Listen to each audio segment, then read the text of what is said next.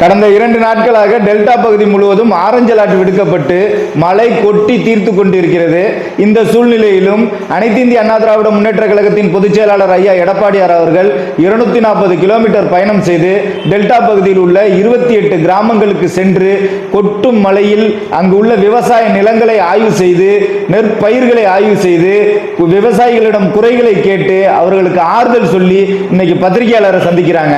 அப்படி பத்திரிகையாளரை சந்திக்கும் போது ஐயா சொல்றாங்க, இந்த நெல்களை அரசு நேரடி கொள்முதல் நிலையத்திலிருந்து உரிய நேரத்தில் கொள்முதல் செய்யல. அப்படி கொள்முதல் செய்யப்பட்ட நெல்கள் முறையாக பாதுகாக்கப்படல, அது மூட்டையிலே விளைஞ்சிருக்கு. இந்த 2 நாள் மழைக்கு மட்டும் 20 லட்சம் டன்னுக்கு மேல நெற்பயிர்கள் வீணாயிருக்குன்னு சொல்றாங்க.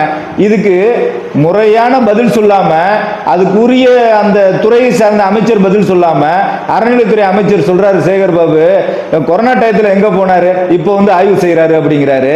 கொரோனா டயத்தில் ஐயா எடப்பாடியார் மட்டும் முதல்வரா இல்லைன்னா இன்னைக்கு நீங்களும் நானும் இல்லைங்கிறத அறநிலையத்துறை அமைச்சருக்கு தெரிவிச்சுக்கிறேன். அப்புறம் இன்னொரு ஏதோ ஒரு அமைச்சர் சொல்லியிருக்காங்க, கொஞ்சோண்டு நெல் தான் விளைஞ்சிருக்கு அப்படின்னு. ஐயாவோட 2 நாள் பயணத்துக்கே இவங்க இந்த குத்து குத்திக்கிறத பார்த்தாக்கா பரிதாபங்கள்ல சுதாகரை பார்த்து கோபி சொல்றதுதான் எனக்கு ஞாபகத்துக்கு வருது. வீட்டுல கும்பலையா கூட இவ்வளவு அழுக மாட்டாளுங்க, ஆனா நீ இந்த அழுக அழுகிறியடா.